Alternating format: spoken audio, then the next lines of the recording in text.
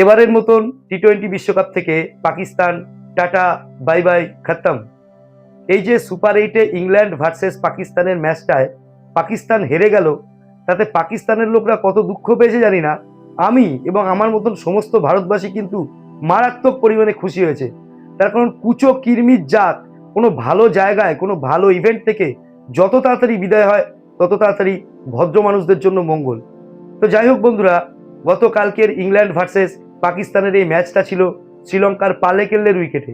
আর আমরা সবাই জানি পালেকেল্লের এই উইকেটটা ব্যাটিংয়ের জন্য একেবারেই আদর্শ না। শুরু থেকে শেষ পর্যন্ত একটু স্টিকি থাকে এবং ব্যাট করা যথেষ্ট কঠিনই হয়।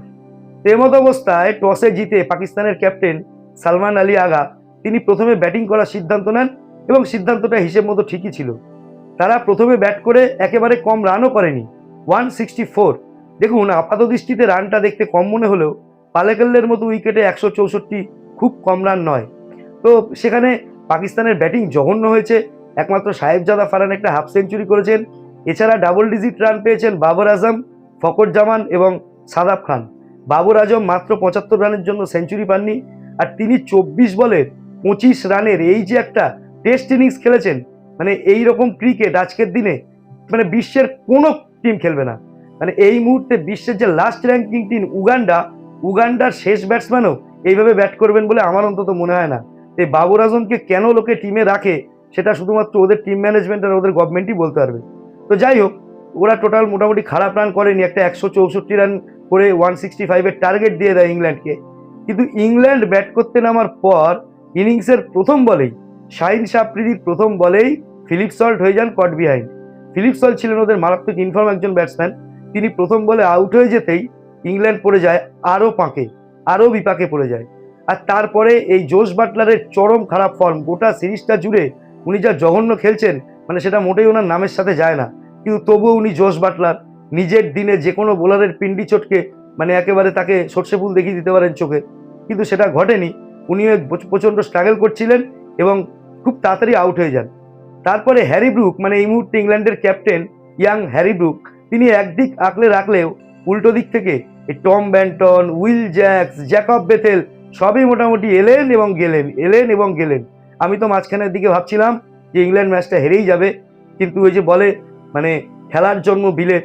এই মুহূর্তে ইংল্যান্ডের যে ক্যাপ্টেন হ্যারি ব্রুক, তিনি 51 বলের 100 রানের যে অতিমানবীয় ইনিংসটা খেললেন সেটাকে কোনো বিশেষণ দিয়েই মানে ওটাকে বলা যায় না।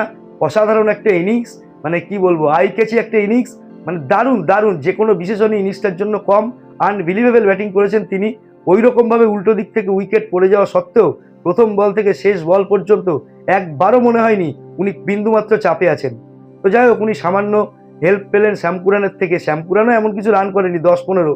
যাই হোক, তবু একটা ছোট পার্টনারশিপ, তারপরে উইল জ্যাক্সের সাথে একটা ছোট পার্টনারশিপ হলো বটে, কিন্তু 100 রান করার পরেই উনি হয়ে গেলেন বোল্ড এবং তখন ইংল্যান্ড আবার চাপে পড়ে গেল। তার মধ্যে 19তম ওভারে বল করতে এলেন মোহাম্মদ নওয়াজ।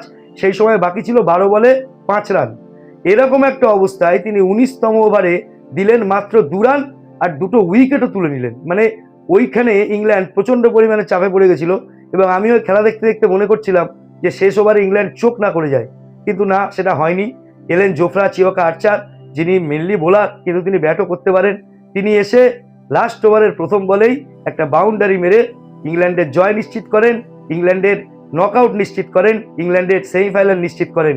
শুধু তাই না, তার সঙ্গে এই লুঙ্গি বাহিনী, কাংলু বন্ধু, কাংলুর বাবা পাকিস্তানদের বিদায়ের পথ প্রশস্ত করে দেন।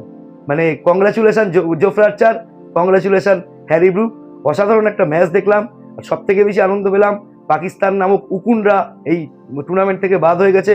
অনেকেই বলবেন ভারতও প্রায় বাদের পথে। দেখুন ভাই, এই মুহূর্তে পাকিস্তানের যা কন্ডিশন, ওদের ওঠার আর কোনো রকম চান্সই নেই। যত সমীকরণই আমায় দেখান না কেন, পাকিস্তান ওঠার আর কোনো চান্স নেই। ইংল্যান্ড অলরেডি উঠে গেছে। আর গ্রুপ এ থেকে সাউথ আফ্রিকা, ওয়েস্ট ইন্ডিজ এবং ইন্ডিয়া, এই 3টে টিমের মধ্যে যে কোনো 2টো টিমই উঠতে পারে।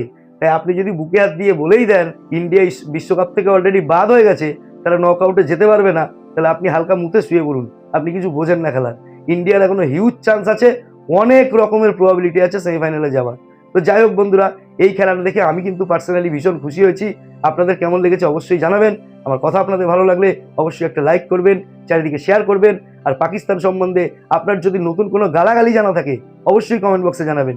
আমার চ্যানেল সাবস্ক্রাইব করে আমার পাশে থাকবেন। সবাই ভালো থাকবেন। Thank you.